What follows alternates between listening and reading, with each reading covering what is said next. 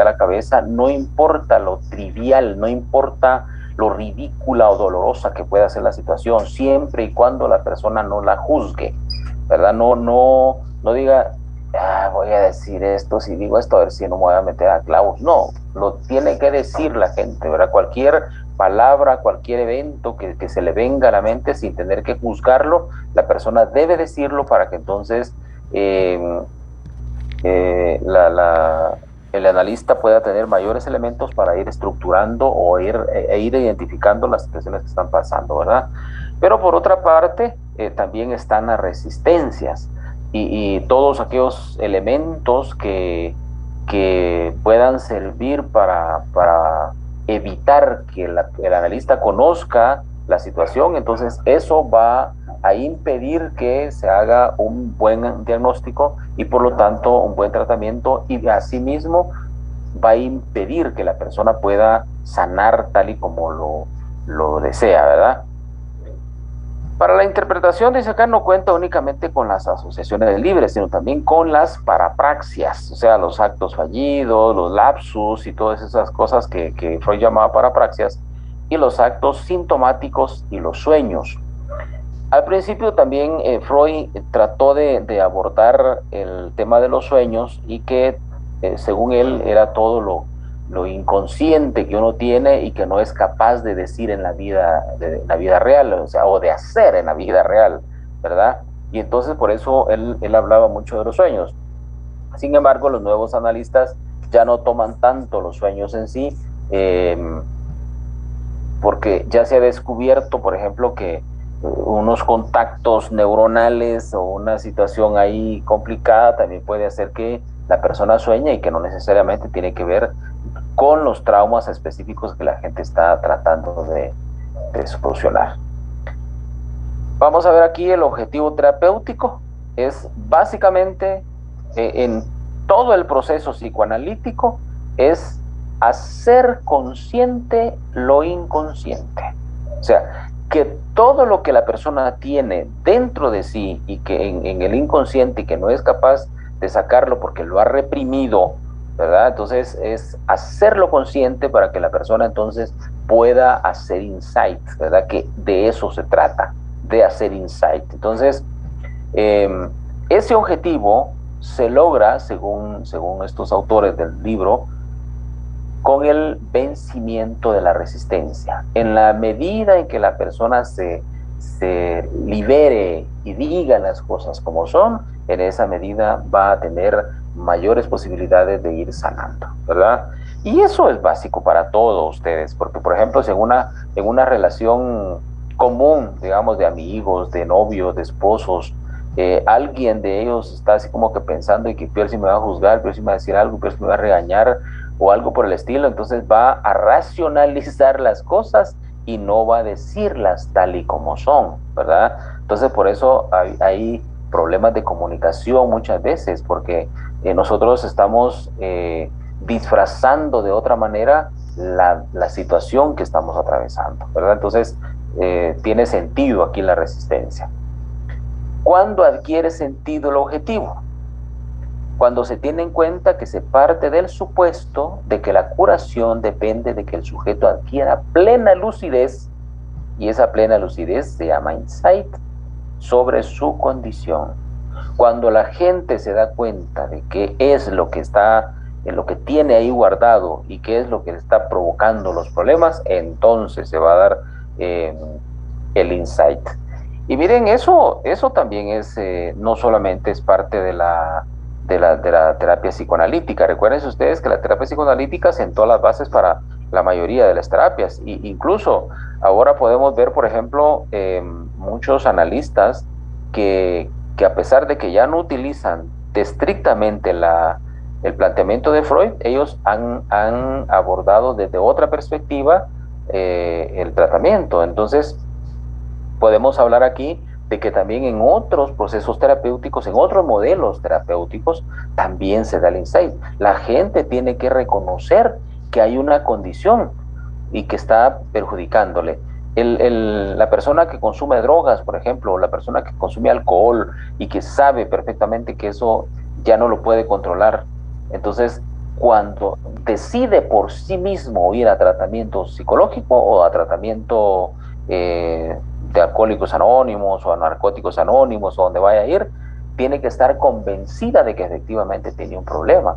Y lo mismo pasa con el proceso psicoanalítico. Tiene que tener la persona el autodiscernimiento profundo para determinar que efectivamente, primero, necesita la terapia y segundo, necesita decir las cosas, ¿verdad? Tal y como son y descubrir qué es lo que está pasando con la ayuda del terapeuta. Para eso está el terapeuta ahí.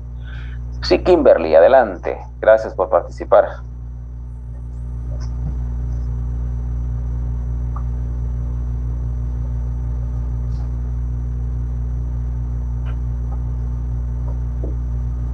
No le oímos, Kimberly, no sé si tiene apagado su micrófono. Ahí sí, vamos a ver. Levantó la mano, pero habrá su micrófono. Perdón, Lick, ¿me escucha ahora? Ahora sí, sí, sí, sí. Ahora sí. Ah, ok, gracias. Sí, es que quería preguntarle cómo hacer para que esta técnica no sea algo contraproducente. Porque, por ponerle un ejemplo, he leído casos en los que las personas con su terapeuta están hablando sobre, eh, por ejemplo, estas personas que fueron abusadas sexualmente y presentan una pérdida de memoria, o sea, tienen amnesia de lo que pasó, pero gracias a eso traumático les está causando problemas en su vida actual, tienen pesadillas, no quieren acercarse a los hombres, etcétera. Y cuando asisten a terapia y el terapeuta empieza a ver que hay resistencias ante este recuerdo, pero se logra, o sea, ¿cómo trabajar? No sé si me explico, para que no, ¿cómo se hace eso? O sea, ¿cómo viene el terapeuta y le da el insight al paciente de que hay un suceso ahí que le causó el trauma? Porque me imagino que la persona al empezar a trabajar y darse cuenta que ese recuerdo está ahí y vivirlo así de nuevo puede ser como algo traumático nuevamente, doloroso, pues. Ajá. Doloroso, sí. No sé si me explico Sí. con mi punto. Bueno, voy a tratar de darle una respuesta y vamos a ver si le logré captar. No debemos olvidar, mis queridos amigos y amigas, que en todo proceso terapéutico hay diversos, o diría yo, una cantidad grande de aspectos que hay que considerar. Para empezar, es importante que el terapeuta tenga pleno conocimiento de lo que va a hacer. No importa la terapia que vaya a utilizar, pero debe haberse formado específicamente en los temas para poder abordarlos. Debe conocer bastante de su rollo para poder tener los elementos suficientes para poder llegar a la persona. Eso le va a dar una oportunidad, un trampolín va a ser eso para que pueda acceder a los aspectos que la persona no quiere reconocer, ¿verdad? Entonces, primer aspecto, conocimiento pleno de la terapia. Segundo, no debemos olvidar que uno de los aspectos importantes en el proceso terapéutico es el rapport, ¿verdad? El rapport tiene muchísimo que ver con que la gente tenga la capacidad para hacer que afloren las cosas. Un paciente no identificado con su terapeuta o no identificado con la terapia o que le da desconfianza al terapeuta, y ahí viene la transferencia, no va a poder hacer un proceso analítico correcto, ¿verdad? Primero, el terapeuta tiene que darse a la tarea de no de quedar bien con su paciente, no, sino de hacerle saber al paciente que está allí para que juntos puedan avanzar en ese proceso. De hecho, más adelante lo vamos a ver también, ¿verdad? Hay una parte donde se habla precisamente de eso, donde el paciente tiene que reconocer que juntos van a salir de eso, que ahí es donde se da lo que se conoce como alianza terapéutica, que antes Freud le llamaba relación terapéutica, pero que después se dio cuenta de que era una alianza donde los dos hacían como un pacto, y ahí viene el encuadre, hacían como un pacto donde tanto el terapeuta se comprometía a ayudarle al paciente a superar su situación, como el paciente a poner todo de su parte para hacer que la situación aflore, ¿verdad? Lo otro que es importante también reconocer aquí, como parte del proceso terapéutico, son las condiciones en que la gente está, ¿verdad? O digamos, está recibiendo la terapia. Porque a veces hay espacios físicos que no ayudan a que la persona se abra, se suelte, ¿verdad? Y entonces eso puede perjudicar mucho. Entonces, conocimiento, rapport, ambiente son, creo yo, tres aspectos que pueden ir ayudando. Lo otro que también influye es qué tanto la gente está dispuesta a soltar eso que tiene adentro. O sea, qué tanto no le está poniendo resistencia o qué tanto sí le está poniendo resistencia a lo que tiene. Porque si le pone resistencia, entonces ahí lógicamente no va a haber un proceso. Incluso el terapeuta tiene la libertad para suspender en cualquier momento el proceso terapéutico si la persona no está en condiciones de abrirse y de ser ella misma. Pero también hay que reconocer si es la persona propiamente o es el analista. Y aquí viene otro elemento importante que hay que reconocer también, es qué tanto el terapeuta se conoce, qué tanto el terapeuta no está haciendo contratransferencia hacia el paciente, y entonces eso también está impidiendo que la sanación se dé, que el proceso de curación, como dice acá, que el proceso de insight se dé, ¿verdad? Y entonces, por eso es que debemos, en la medida de lo posible, tratar de ver realmente quiénes somos, ¿verdad? Y si no estamos en el proceso, tratando de proyectar parte de lo que nosotros somos en esto que el paciente está teniendo. Entonces, son varios elementos los que intervienen ahí, creo yo, Kimberly, para entender cuando la persona no quiera, digamos, soltarse, ¿verdad? Son un montón de factores, pero los principales creo yo que son esto. No sé si aclaro su inquietud, Kimberly. Me dice, por favor. Sí, Lick, me hace sentido, muchas gracias. Muy bien. Cuando la gente hace insight, continuamos, ¿verdad? Cuando la gente hace insight, entonces se elimina la enfermedad. O sea, prácticamente ya llegó al lugar, digamos, es como un nudo, ¿verdad? Eso como un nudo, yo lo veo como un nudo en la oscuridad, ¿verdad? Donde la persona no tiene una luz, primero no sabe que hay un nudo ahí, y segundo no tiene una luz para verlo. Entonces viene el terapeuta y se convierte en la luz que ayuda a iluminar dónde está el nudo, y con su técnica le va a ayudar a ir soltando ese nudo, y entonces la gente va a poder soltarse internamente para poder ser realmente ella y tratar de ir sanando, ¿verdad?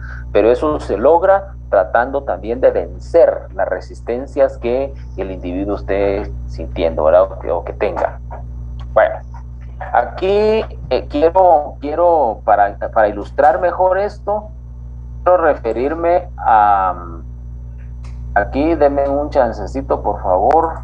Quiero referirme concretamente a un caso que aparece aquí, que es un libro que es un poquito largo, pero que nos puede ayudar a ilustrar mejor cómo es que se da el proceso de insight, ¿verdad? Y cómo es que se va soltando ese nudo, ¿verdad? Esa parte interna que la gente no logra tener. Permítanme un momento, quiero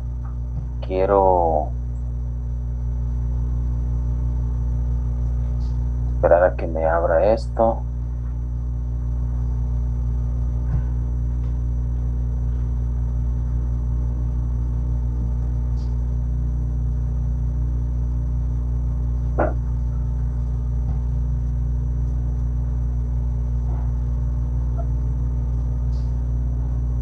Voy a dejar de compartir la presentación y voy a compartir el documento. Vean aquí, este es el caso. Yo les voy a permitir un momento.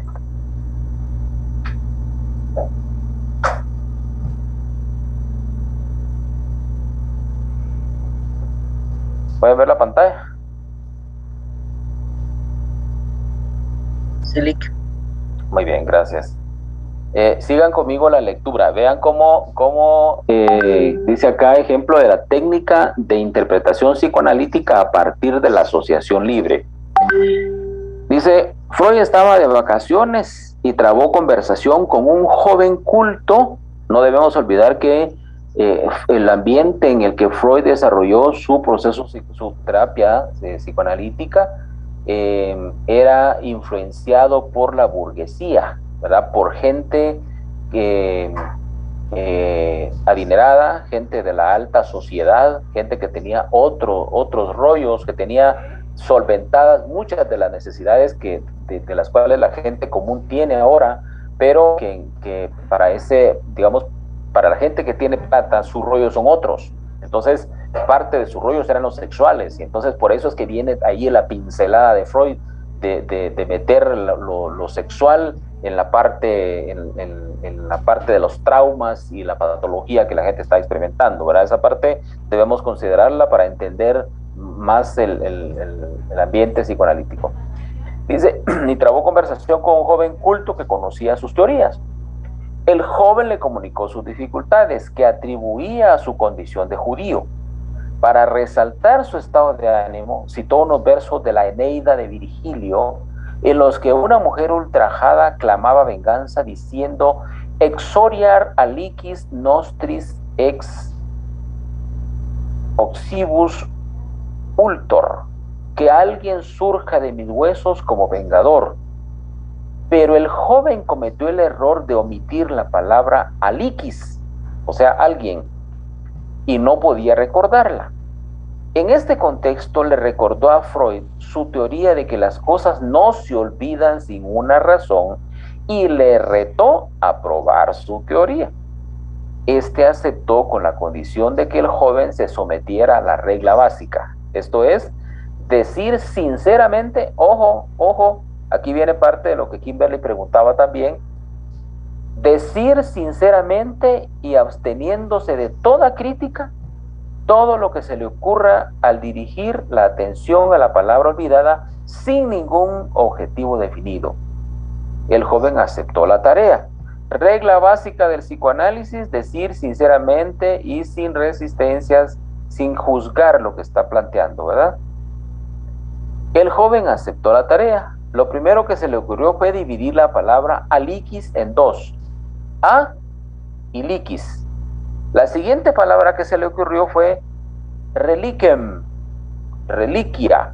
Luego licuefacción, fluidez, fluido. Luego surgió una asociación algo extraña.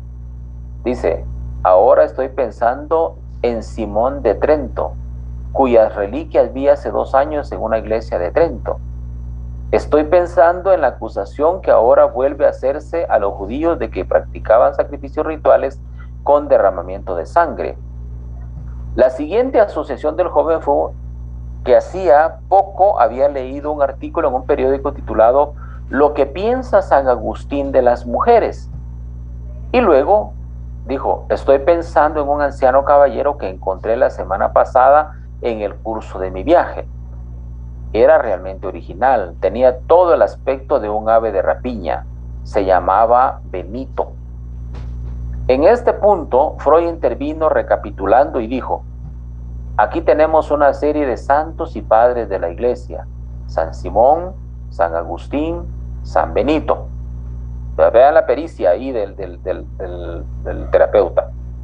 La siguiente asociación libre fue San Genaro y el milagro de la sangre. Freud aquí volvió a intervenir y dijo, San Genaro y San Agustín tienen que ver ambos con el calendario, pero ¿qué quiere recordar? ¿En qué consiste? Pero, dice, vamos a ver, permítame, pero ¿me quiere recordar en qué consiste el milagro de la sangre de San Genaro? ante lo cual el joven explicó lo siguiente: en una iglesia de Nápoles se conserva la sangre de San Genaro en un frasco y en determinado día festivo se licúa milagrosamente. El pueblo da mucha importancia a este milagro y experimenta gran agitación cuando se retrasa. Entonces se interrumpieron las asociaciones libres del joven y puso cara de consternación. ¿Por qué se interrumpe?, increpó Freud. El joven replicó que le había sucedido algo muy íntimo que no quería revelar. Freud contestó que no podía obligarle a hablar de lo que no quisiera, pero entonces tampoco podría explicarle por qué había olvidado la palabra aliquis. El joven continuó diciendo que le había venido a la memoria una señora en la que esperaba una noticia muy desagradable para él, para ella y para él, ante lo cual Freud avanzó su interpretación en forma de pregunta. ¿No le ha venido la menstruación? Al explicar su interpretación, Freud sostuvo que le había preparado el camino. Piense en los días del calendario, la sangre que empieza a fluir en un día determinado, el trastorno cuando el suceso no se produce. Además, el prefijo a suele significar no. Liquis significa líquido. El joven estaba intentando rechazar en su conciencia la idea atemorizante de que aliquis, no líquido, esto es, está embarazada.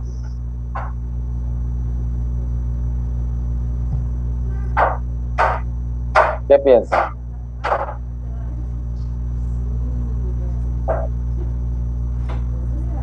Sin necesidad de exámenes como hoy en día, ¿verdad, doctor? Solamente, pues, licenciado, a mí me sorprende la... Sí, diga, Claudia.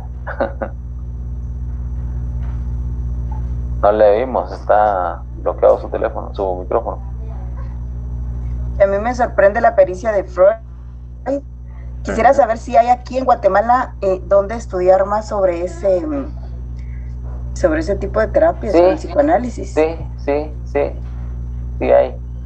Como para especializarse uno un poco más en esa rama. Ajá, sí hay una asociación que se dedica al trabajo de psicoanálisis. Desde ahí por ahí puede ir su especialización también, ¿verdad? Si a la gente le interesa, ¿verdad? Porque entonces tiene oportunidad. Y ahora hay bastante facilidad para irse preparando en eso, ¿verdad? ¿Me pasan los datos, pues? Muy bien, se los voy a conseguir y se los doy. Muy bien. Gracias. Miren que... Muy bien. Vean qué interesante, pues, qué interesante cómo es que una palabra va conectándose con otra y entonces ahí viene la pericia, la habilidad del terapeuta para ir entendiendo cómo es que se da eso que la gente a veces no quiere decir y que entonces el terapeuta le tiene que ir ayudando a amarrar para decir, o sea que esta cosa, de tal manera que usted piensa que no sé qué, y entonces ahí va amarrándose la situación para que la gente pueda ir descubriendo qué fue efectivamente lo que sucedió, ¿verdad? Entonces, esa es la interpretación, ¿verdad? Sí, con mucho gusto voy a conseguirles directamente los datos para que puedan ustedes tener acceso. Madeline, oye, también lo que decía Claudia, ¿verdad? Con respecto a dónde estudiar psicoanálisis, ¿verdad? Muy bien. Bueno, entonces quería colocar... Hola. Perdone, este texto que nos acaba de leer, ¿de qué libro es? Del libro de texto primero, del de Feixas. Oh, ok, gracias. Ahí está en la página 113. Ok, gracias, Lick. Ajá, muy bien. Entonces ahí puede usted basarse y ver todo el tema explicadito, ¿verdad? Porque sí quería colocarlo porque eso nos da una panorámica diferente de cómo se da el proceso de interpretación, ¿verdad? Y que si la gente, en la medida que la gente vaya poniendo resistencias, no va a descubrir qué es exactamente lo que está pasando, ¿verdad? Bueno, dejo de compartir y vuelvo a la presentación.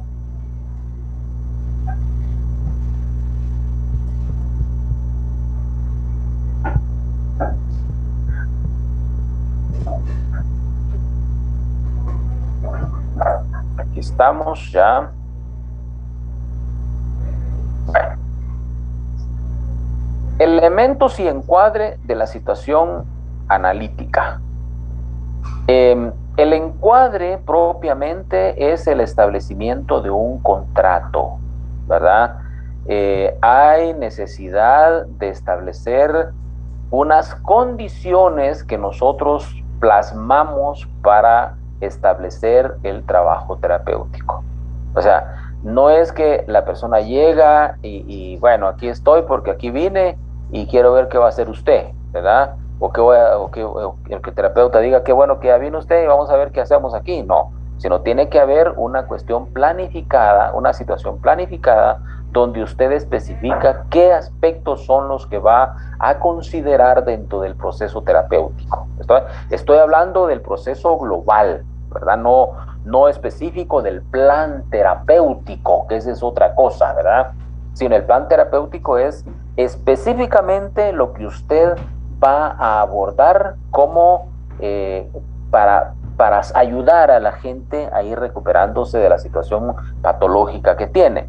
Pero el contrato terapéutico, el encuadre en sí, son todos esos elementos que van a poner al paciente en perspectiva sobre qué puede esperar o qué debe esperar de todo el proceso que se va a desarrollar.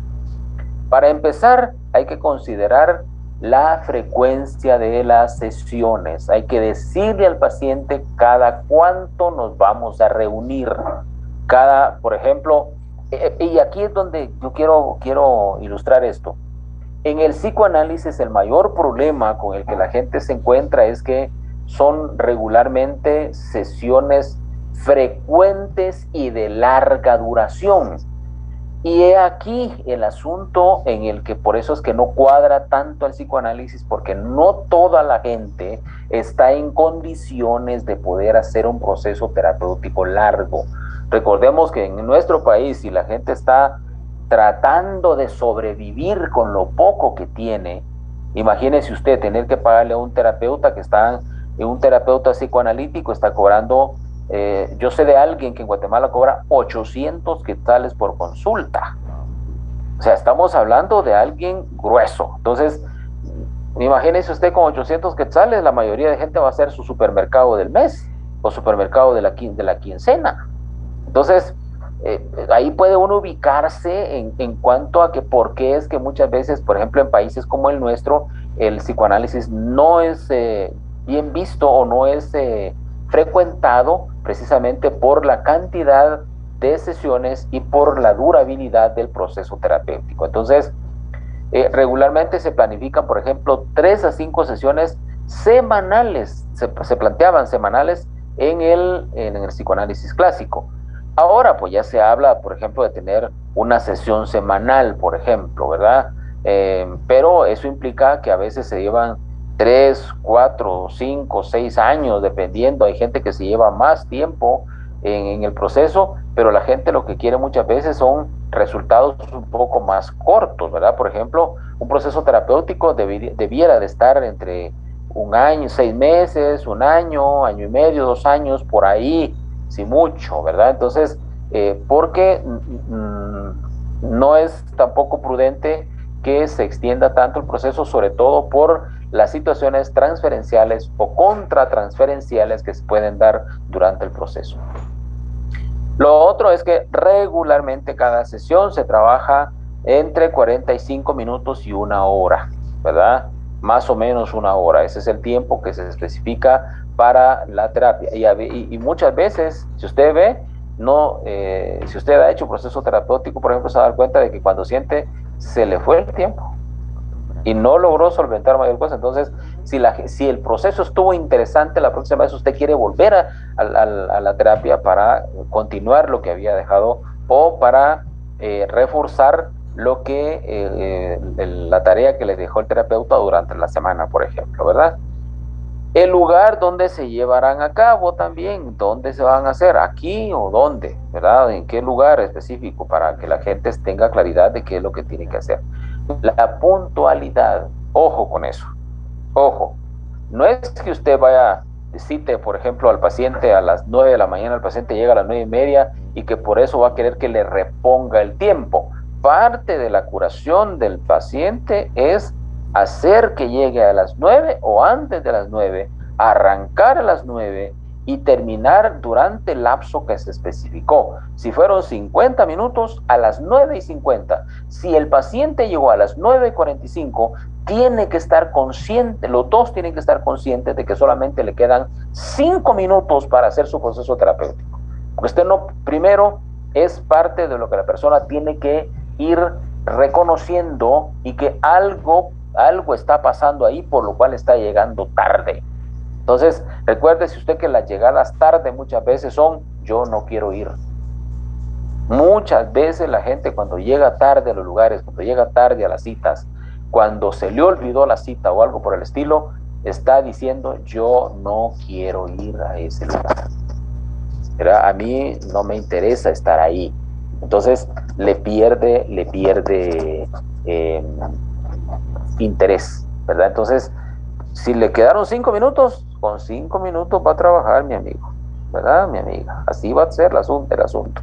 Y eso tiene que quedar claro en el encuadre, porque entonces la gente tiene que entonces reconocer que tiene una tarea que cumplir ahí, ¿verdad? Lo otro son los honorarios. ¿Cuánto le va a costar esto? ¿Cuánto le va a costar? ¿Usted le va a cobrar por sesión o le va a cobrar por todo el proceso terapéutico? Regularmente se paga por sesión. Hay algunos terapeutas que cobran por adelantado, ¿verdad? Usted me paga por adelantado, yo con mucho gusto le doy el tratamiento, ¿verdad? Y la forma de pago. Ahora ya hay infinidad de formas de pago, ¿verdad? Por supuesto que no se vale con cuerpo mático, ¿verdad? Porque ahí estamos hablando de otras latitudes.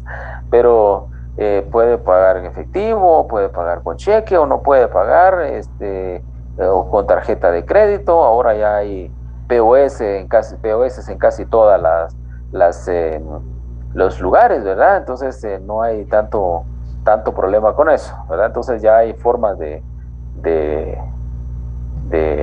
pagar, ¿verdad? Así que cuidado, ¿verdad? Giovanna, a ver de qué se acordó usted. La ausencia de relación con el terapeuta fuera de la sesión. ¿Cómo va a ser cómo se va a manejar el tiempo entre una sesión y otra? ¿Puede llamarle el paciente al terapeuta, sí o no? Incluso hay veces en que los pacientes están tan mal que a veces quieren que, por ejemplo, a las 10, 11, 12 de la noche o en la madrugada el paciente esté disponible. Ya será su rollo. ¿Qué encuadre terapéutico establezca usted para realizar ese proceso? ¿Le va a permitir? Obvio, psicológico. Muy bien, Madeline, me parece.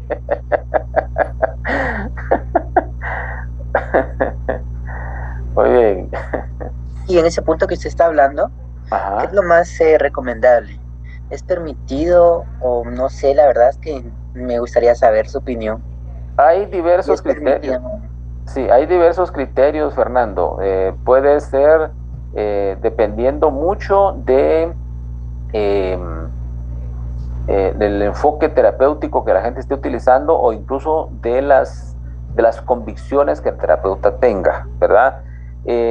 Algunas veces dejan, por ejemplo, el lapso de poderse comunicar solamente en casos de estricta necesidad. Por ejemplo, si la persona está a punto de suicidarse, por ejemplo, ¿verdad?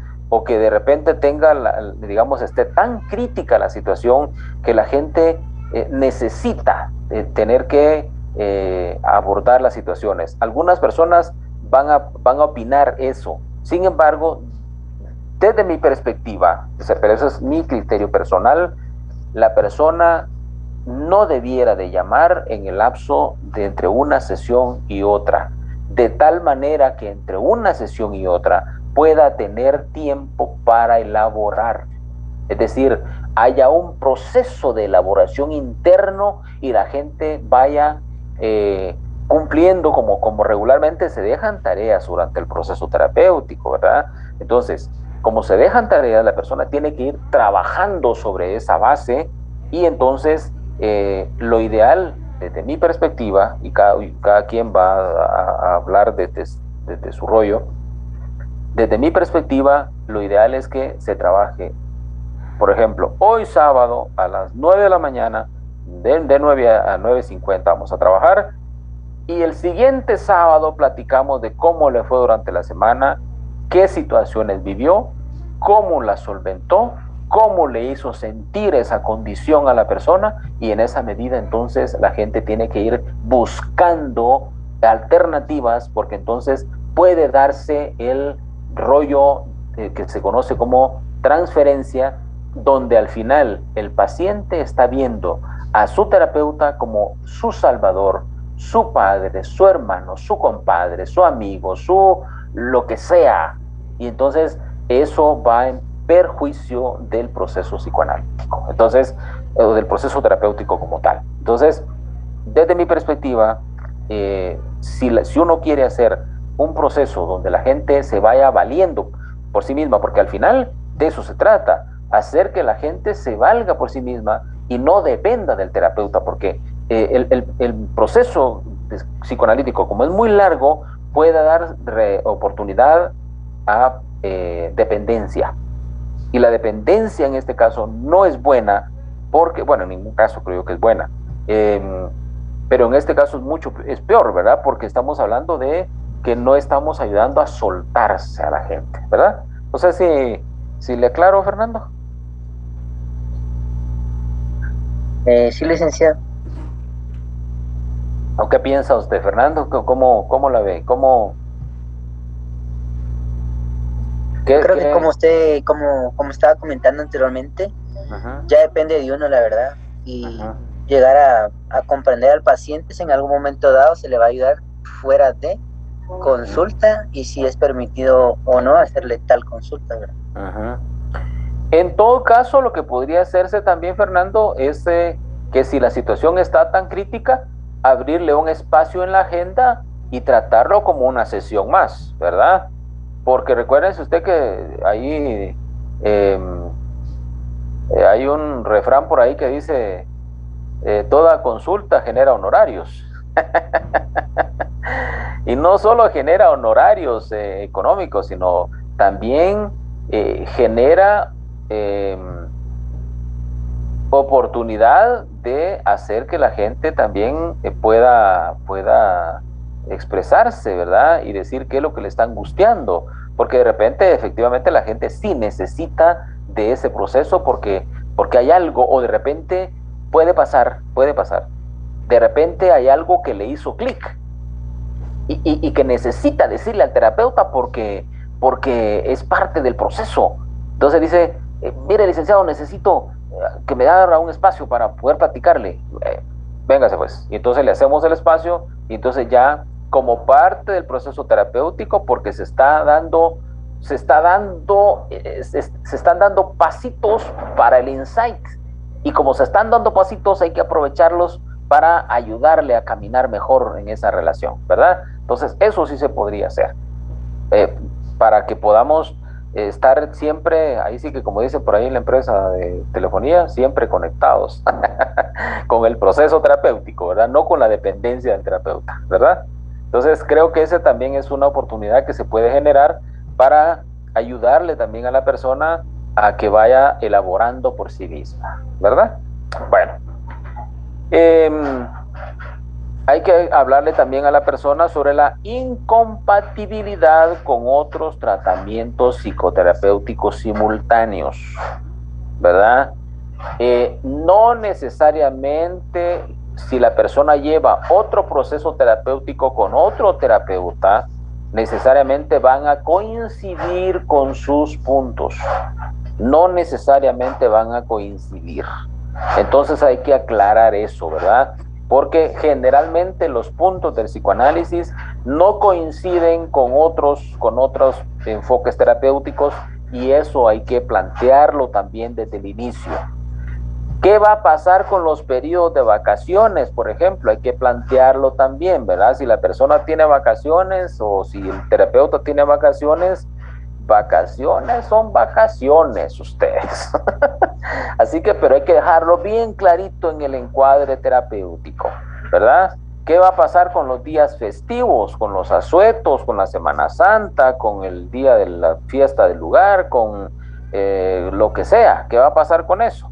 ¿Verdad? En todo caso, muchos terapeutas lo que han hecho es, por ejemplo, que si la persona no puede, entonces llama y dice, mire, no voy a poder estar por tal y tal cosa, ¿verdad? O por situaciones personales o lo que sea, pero avisa con tiempo. Entonces el terapeuta tiene chance de reestructurar su agenda, porque recuerden ustedes que cuando ya la gente tiene una clientela que atender, tiene una serie de pacientes que atender, también arma su estructura, su rollo, ¿verdad? Entonces necesita también saber cuándo se va a faltar y cuándo no, ¿verdad?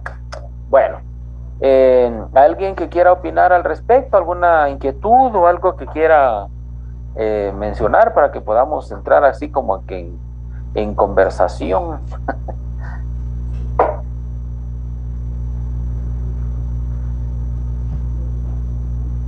Se me hace que están desayunando y no invitan ustedes, de veras.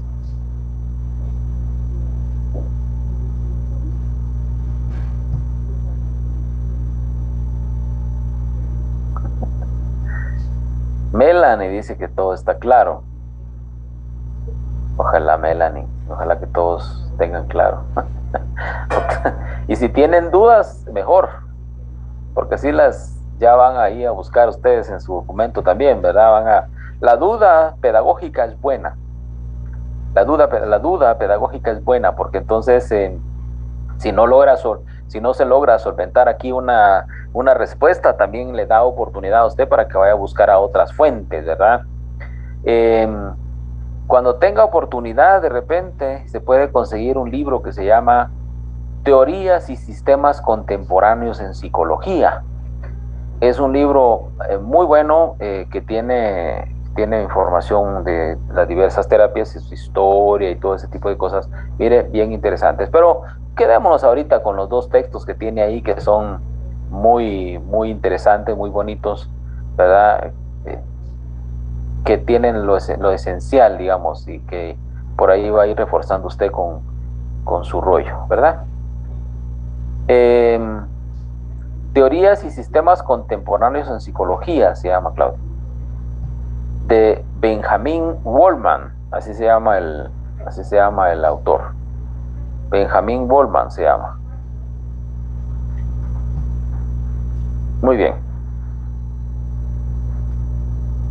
Qué silencio ustedes. Ese silencio me asusta porque no es silencio terapéutico. Digamos pues, reglas a las que debe respetarse en la situación analítica. Regla básica o regla fundamental, en virtud de la cual los sujetos deben expresar todos los pensamientos y sentimientos tal como les vengan a la cabeza, sin ninguna exclusión o selección. Eso lo dijimos desde el inicio, ¿verdad? Sin ningún tipo de reparo, sin ningún tipo de análisis, sin ningún tipo de cuestionamiento, sin ningún tipo de prejuicio, decir las cosas de manera libre, de manera espontánea, ¿verdad? Que de tal manera que palabra que vaya aflorando, palabra que se va diciendo, ¿verdad? Sin necesidad que la persona tenga que ocultar las cosas. La otra es la regla de asociación libre, en la cual el sujeto tiene que ir asociando, o sea, no solo el terapeuta tiene que ir asociando, también la persona, a partir de ciertos elementos que le propone el analista y que se han extraído de su propio discurso, tal y como lo leíamos en el caso. Lo que Freud hizo fue ayudarle a ir atando lo que en su momento estaba comentando su paciente, ¿verdad? Entonces, cuando el paciente empieza a decir palabras, entonces el terapeuta empieza como a parafrasear o como a darle tips para que vaya descubriendo por dónde va la culebra, ¿verdad?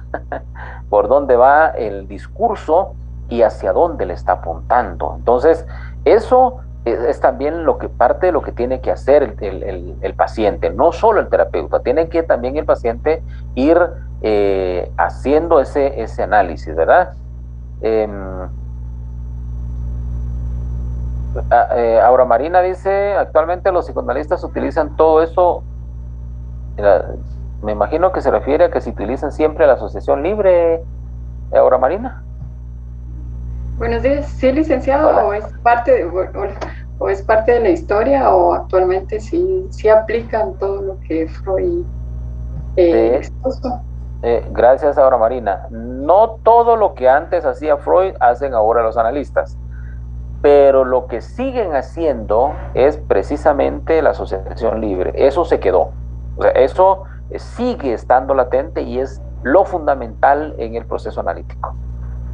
Eso sigue porque es la esencia, digamos, del psicoanálisis, la asociación libre, porque eso es parte de lo que la persona tiene que decir e ir articulando para que se llama asociación libre, porque primero la persona expresa de manera voluntaria y de manera libre las cosas que está experimentando en ese momento, ¿verdad? Y luego lo asocia con, ¿verdad? Todos esos elementos los relaciona para irle dando forma. Entonces la gente dice, como en el caso del que acabamos de mencionar, ¿verdad? Fluido, sangre, calendario. O sea que por ahí anda mi rollo. Tengo miedo que la chica esté embarazada, ¿verdad? Porque eso va a implicar, y más si la persona es casada, va a tener serios problemas, ¿verdad? Porque si embarazó a alguien más, ya se lo llevó sormerengue. Y entonces, eso es lo que tiene que ir haciendo la gente, ¿verdad? Que a veces tiene dificultad para ello. Entonces, la asociación libre sigue estando presente, porque es la esencia del psicoanálisis en sí. Hay cosas como la hipnosis que muchos terapeutas ya no utilizan, ¿verdad?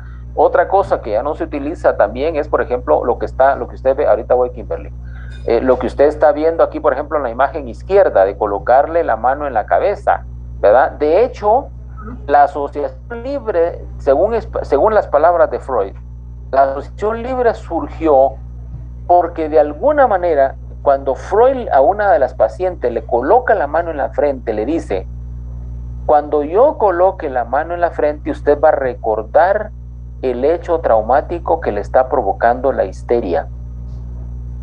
Y la persona le dijo, no me toque.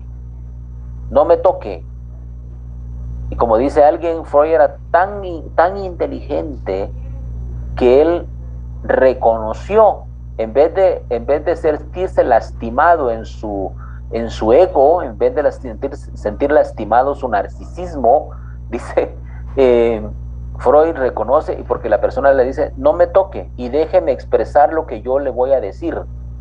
Y entonces él descubrió la asociación libre, es decir, que la persona necesitaba decir y que no necesariamente dependía de que le pusiera la mano. Esa parte ya no se utiliza, por ejemplo, ¿verdad? Porque eso puede también generar algún tipo de transferencia o contratransferencia. Imagínese usted, por ejemplo, si llega una persona, una señora que de niña fue abusada, por ejemplo, y que tiene aversión hacia los hombres y que el terapeuta es un varón el que va a estar ahí, y el terapeuta la trata de tocar, eso de alguna manera podría ser que tenga una regresión, incluso precisamente por haber tenido contacto con alguien que le hizo daño en la niñez y que ahora lo puede ver como parte de ese proceso transferencial, lo puede ver como su agresor al terapeuta, ¿verdad? ¿Aclaro su inquietud ahora, Marina? Sí, gracias. Muy bien. Kimberly, adelante, Kimberly. Yo quería confirmar, la asociación libre se sigue haciendo a veces de manera inconsciente, ¿verdad? Cuando se trabaja de la mano con la hipnosis, o actualmente solo se hace conscientemente con los pacientes.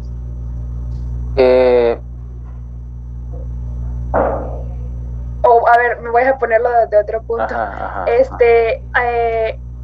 He leído de que, por ejemplo, en este libro que estaba leyendo ahorita, que antes la hipnosis se trataba de que venía el psicoanalista y le ponía la mano en la cabeza y le decía, cuando usted se pare y vaya a esa esquina, va a olvidar su hecho traumático o va a sanar los síntomas que está teniendo antes.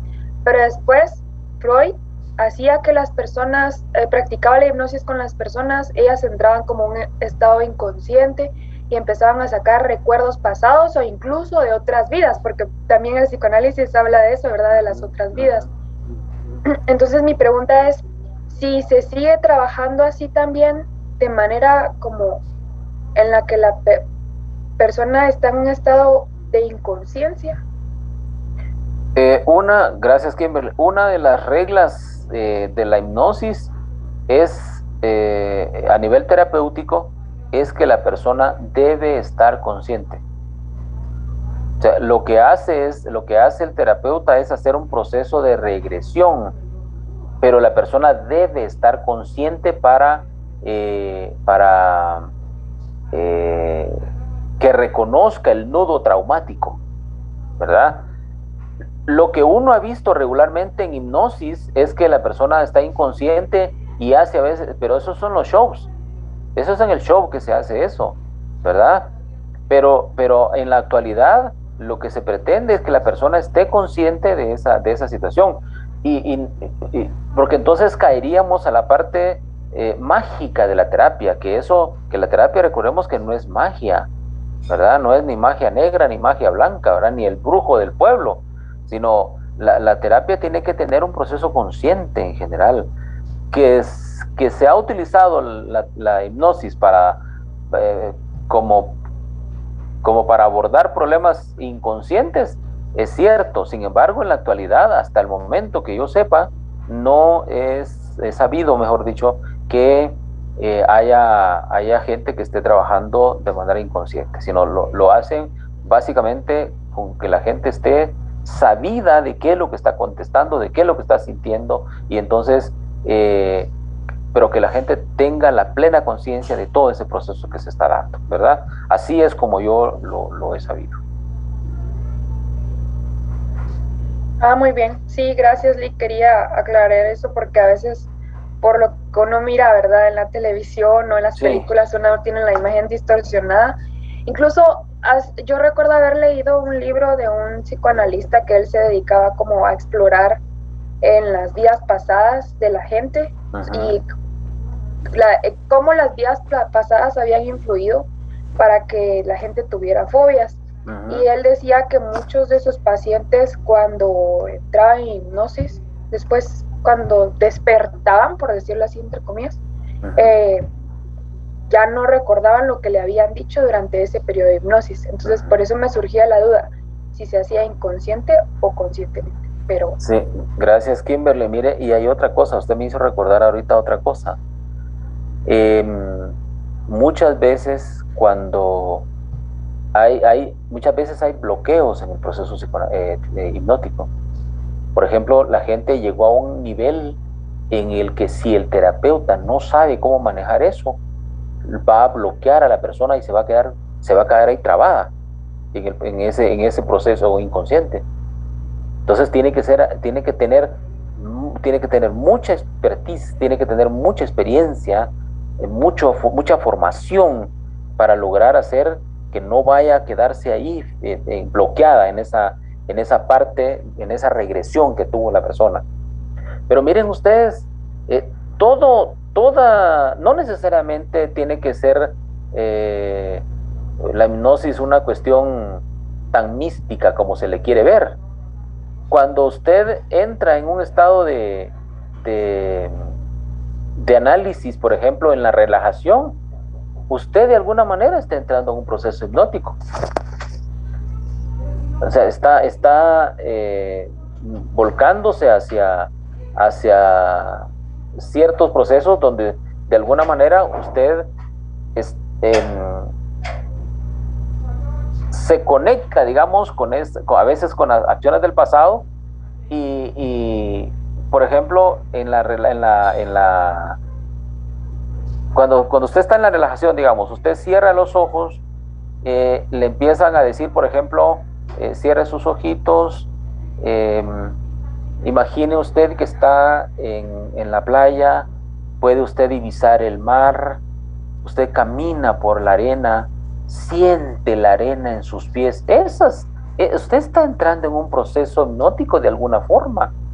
Entonces, cuando usted está ahí metida, entonces usted está experimentando otro tipo de sensaciones, pero usted está consciente de ello. Y mire cómo el psicoanálisis, yo creo que hay cosas, aspectos muy interesantes del psicoanálisis, porque cuando uno hace una retrospectiva de su vida, se da cuenta que muchas de las cosas que uno tiene, por ejemplo, de adulto, tienen que ver con la niñez.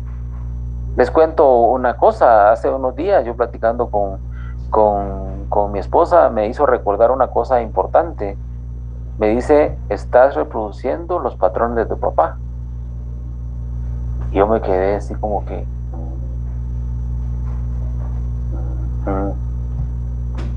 Así como que empecé a analizar qué cosas hacía mi papá y qué cosas estoy haciendo yo ahora. Entonces, mire cómo tiene eso que ver con escudriñar el pasado de la gente para entender el presente. Fíjense que a mí me sucede algo bien interesante, y se los digo para ilustrar esto, ¿verdad? No porque quiera hablar de mí. Aparte de que, porque si no va a aflorar mucho el narcisismo.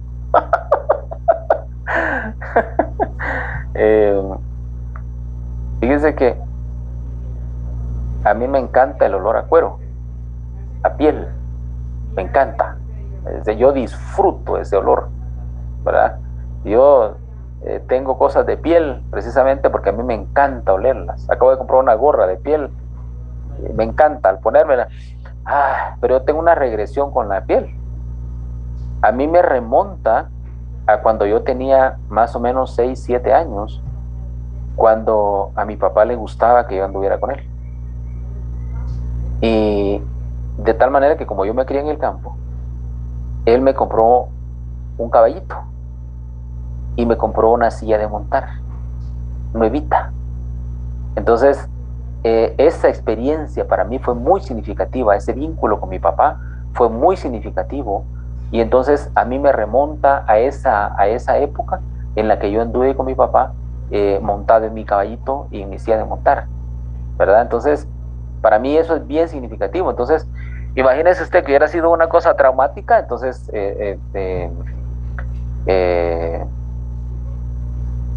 tendría que llegar a esa parte para hacer que afloren esas cosas, ¿verdad? Bueno, sigamos pues. ¿Qué hora es ustedes? Hola. Hora del segundo desayuno. ¿Cómo no? Usted piensa solo en comer, piensa usted. Ay, Dios, ya se me hace que tiene una fijación en la etapa oral, fíjese. Perceptivo él. Bueno, ahora aquí hay unas reglas a las que debe sujetarse el analista. El analista también debe sujetarse a unas reglas, mis queridos amigos y amigas, ¿verdad? La primera regla es abstención o abstinencia. Fíjese pues, no satisfacer las demandas del paciente, es decir, sus demandas que no tengan que ver con el proceso terapéutico, ¿verdad? Usted no está ahí para desempeñar los roles de padre, de esposo, de amante, de novio, de padrino, de nada. Usted no está ahí para representar a esas figuras. Usted no es la madrina, no es la madre, no es nada. Usted es el terapeuta, la terapeuta.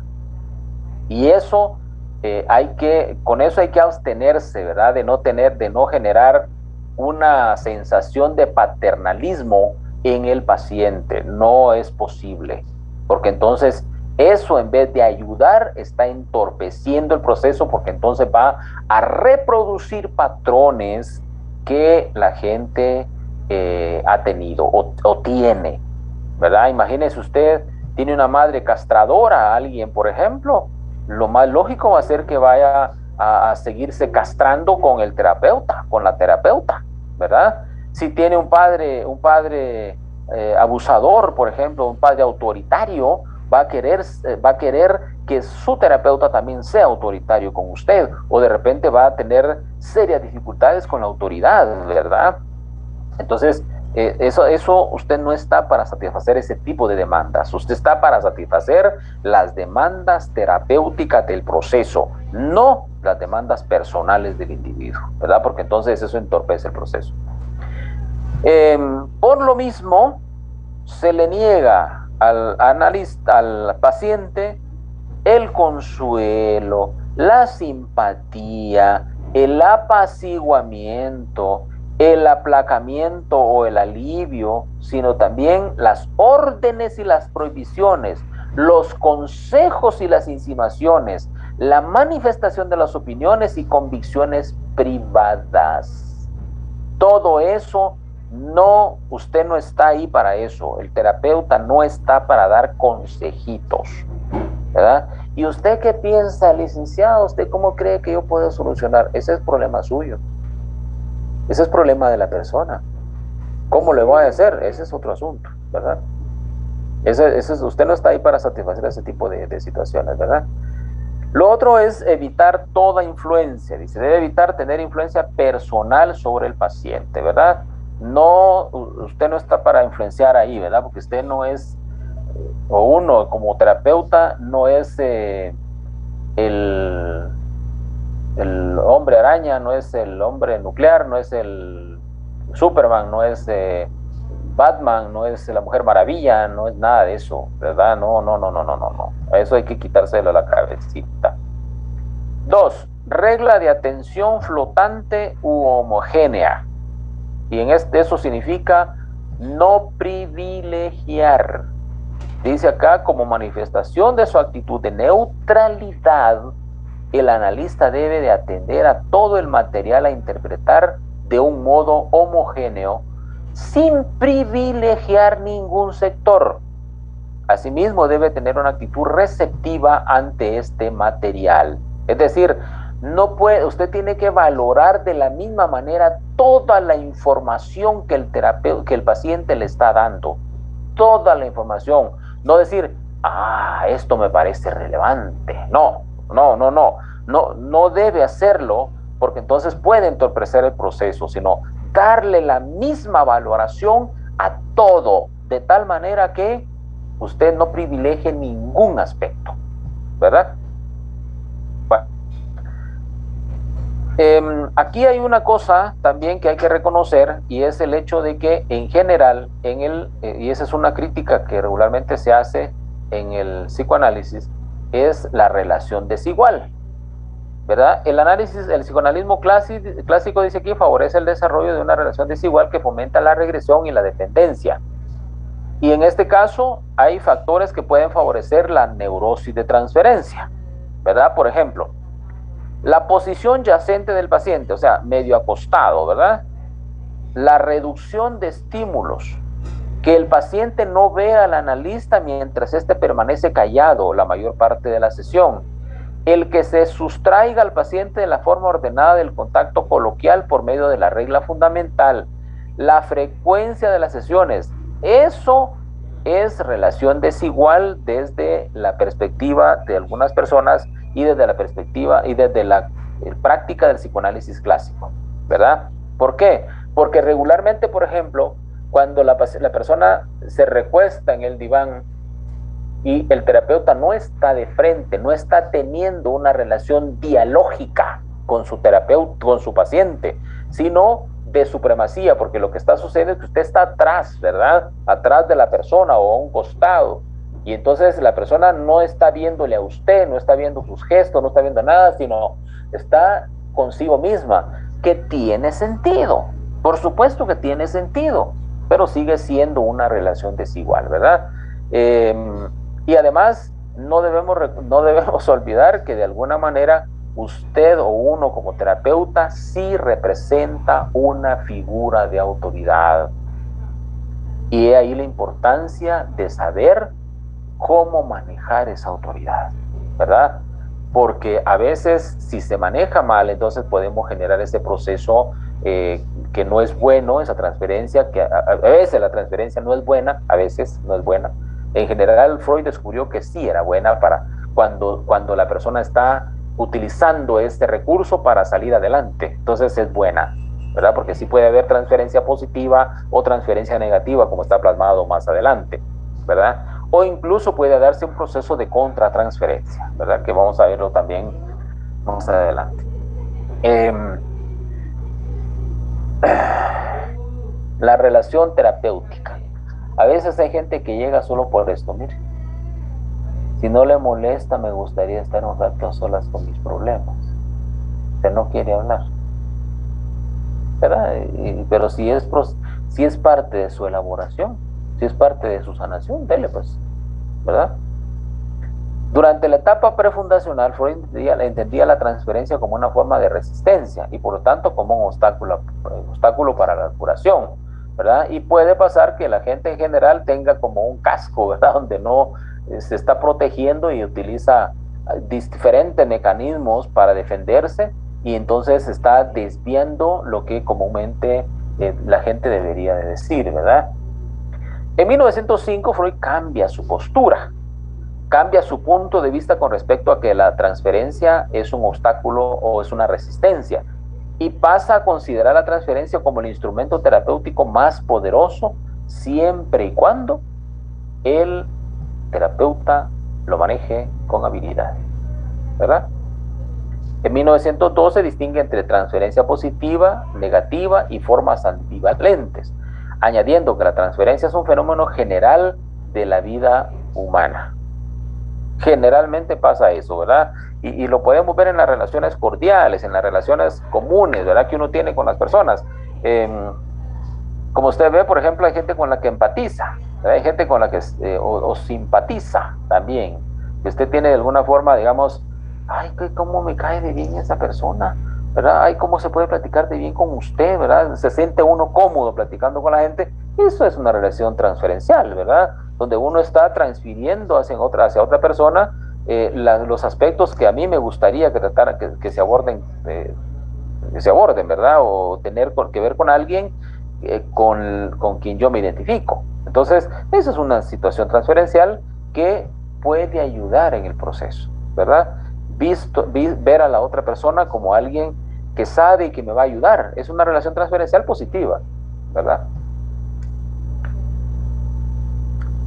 La transferencia positiva está compuesta por reacciones de amor en cualquiera de sus formas o derivados, amistad, cariño, deseo, ternura, ¿verdad? Lo que yo les estaba diciendo. Y la transferencia negativa se compone de reacciones de odio y sus derivados, ¿verdad? Hostilidad, aversión, resentimiento, envidia, etcétera. Que esa es la transferencia que puede bloquear, ¿verdad? Que puede servir como mecanismo de resistencia para que la gente pueda sanar, ¿verdad? Porque si mira a su terapeuta como a su padre y tuvo una mala relación con su padre, entonces va a tener algún resentimiento, algún odio, rencor, va a tener hostilidad hacia esa figura de autoridad y entonces ahí va a tener dificultad para sanar.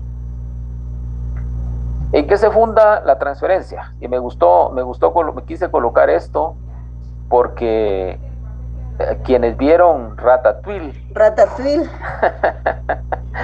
quienes vieron Ratatouille, ¿qué es lo que pasa ahí cuando se le sirven el plato de Ratatouille? Lo lleva a una experiencia que tuvo con su mamá.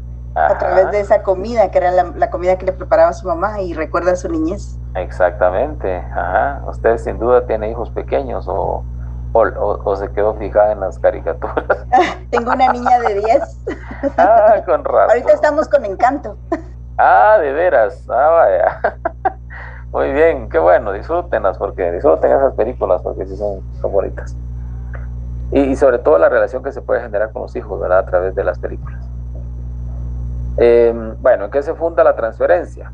En el hecho de que el paciente, influido por los motivos adicionales de las características de la situación, manifiesta al analista modos de conducta que vienen a ser simples reimpresiones o refundiciones de anteriores formas de relación.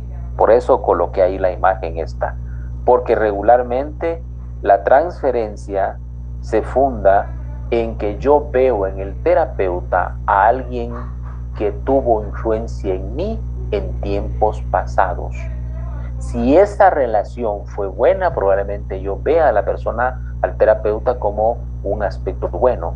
Mientras que si yo tuve una situación difícil en mi niñez, puedo ver a la persona también como una figura difícil, ¿verdad? Figuras significativas. En este caso estamos hablando de esas regresiones que se tuvieron con las figuras significativas. Cuando ego termina su plato, se termina el plato que le dan y tuvo esa regresión y que disfrutó ese momento que le pegó, él quiso conocer al chef, ¿verdad? ¿Por qué? Porque para él fue tan significativo que entonces esa regresión le ayudó a él para entender lo que se había dicho con respecto a los cocineros. ¿Se recuerdan ustedes? Decía, cualquiera puede cocinar, ¿verdad? Entonces él tuvo una regresión para entender que en este caso cualquiera puede cocinar, pero la gente puede tener una regresión para decir, ya.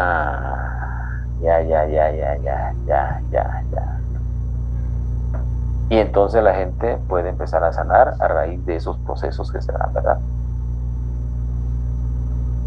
Bueno, voy a hacer un alto acá. Voy a desconectarme un momentito, porque creo que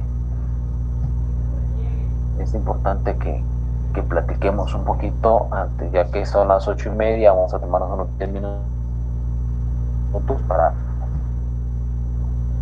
mientras yo disfruto un traguito de café sabroso. Muy bien.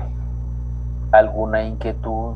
¿Algo que quieran plantear? Miren, la presentación es larga, es grande, tiene 40 y algo de diapositivas, pero a mí me gusta que en las diapositivas usted tenga más o menos el extracto del contenido de la semana. No me gusta colocar solamente palabras clave, porque regularmente esa presentación en sí no le ayuda, ¿verdad? Pero si usted tiene la panorámica ahí de todo el contenido sintetizado, creo que va a ser más fácil que lo entienda cuando ya vaya a leer su libro, ¿verdad? Pero me gustaría escucharles, por favor. Ya llevamos 3 clases, poco les he escuchado, básicamente a Claudia, a Valesca, a Kimberly, que regularmente la escuchamos, ¿verdad? Gracias a ustedes por eso, pero generalmente no escucho a la mayoría. A Luis Fernando también, que lo escuchamos ahí, no tiene duda, ¿verdad? Luis Fernando siempre ha estado ahí pendiente. A César de repente lo oímos de ahí, pero cuando está despierto, cuando está dormido, ni roncar lo oímos. Pero me gustaría escucharles, por favor, para que podamos platicar un poquito, ¿verdad?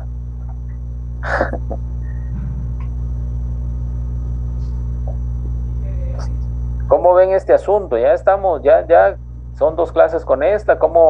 ¿Qué opinión tienen de lo que hemos hablado del psicoanálisis? Me gustaría que quienes no han hablado me digan, no porque no quiera escucharles a los que ya han hablado, ¿verdad? Sino porque para darle también oportunidad a otros compañeros. A mí me ha parecido muy interesante porque en otros cursos hemos visto como qué es el psicoanálisis, sus teorías y así, pero ahora sí estamos viendo cómo llevar a cabo el psicoanálisis como método terapéutico. Gracias, Teresa, aunque es una cuestión general, ¿verdad? Porque lo específico lo van a ver ustedes en el curso. En el curso de fundamentos teóricos, ahí con el licenciado... ¿cómo se llama este licenciado? Nájera, exacto. Francisco Nájera. Ahí con él van a ir viendo todos esos elementos específicos y ojalá, ¿verdad? Muy bien. Muy bien, Melanie. Qué bueno que le gusta el curso. Me imagino que el fundamentos teóricos de la psicoterapia analítica, ¿verdad? Porque ahí se miran las cosas más específicas. Catherine, muy interesante, dice. Muy bien, ¿qué más? Pero hablemos.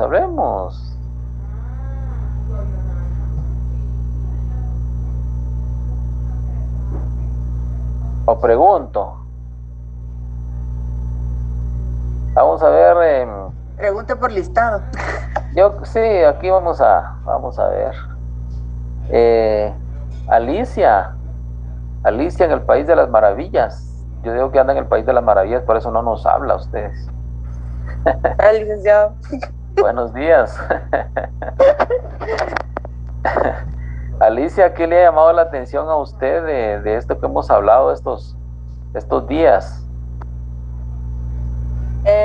Pues la verdad, todo me llamaba la atención. Nada, diga usted. No, todo, o sea, muy interesante la clase, el psicoanálisis, cómo se va enlazando los eventos de las personas, las regresiones. Muy bien, bueno, ya tenemos ahí una opinión. Gracias, Alicia. Gracias por su opinión. Ya dijo algo, ¿verdad? Jacqueline. Bueno, Melissa, vamos a darle la oportunidad a Melissa, ya que tomó la palabra. Muy bien, Melissa. Yo tengo una duda. Fíjese que yo tengo una compañera que ella sufrió de violación a los 10 años. Pero fíjese que ella me comentaba que pues ella fue con el psicólogo y según ella le ayudó a ahorita ya poder contarlo y como que a soltar lo que sucedió. Pero ahora ella me decía que ahora ella le tiene mucho, no rencor, porque ella me dice no le tengo rencor, pero dice que le tiene como cólera a la mamá. Entonces, mi pregunta es, póngale, ella dice que ella estuvo aproximadamente en una terapia, esto y el otro, pero entonces, en ese ínterin del año, supuestamente a ella le dieron como que caso concluido, pero ahora me a pensar, si ella entonces tiene ya ese problema con la mamá, ¿cómo podemos saber si realmente un paciente llega a su final con el problema que tiene? Bueno, yo creo que la mayor pauta la da el paciente.